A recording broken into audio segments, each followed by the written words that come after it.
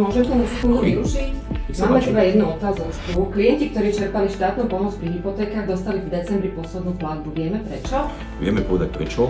Určite ide o to, že štát sa rozhodol v rámci konsolidačného balíčka prestať s touto štátnou pomocou a preniesol ju od 1.12.2025 na komerčné banky. Tie majú následne možnosť rozhodnúť sa, že sa stanú bankami hypotekárnej pomoci najneskôr do 34.2026. Kde sa klient dozvie, ako sa mu banka rozhodla? Klient sa o tom dozvie určite aj z médií, lebo je to veľmi medializovaná téma, ale minimálne zo zákona má banka povinnosť informovať klienta prostredníctvom svojho webového sídla, takže tú informáciu určite nájde tam. A čo by si odporúčil klientom, ako by mali teraz postupovať?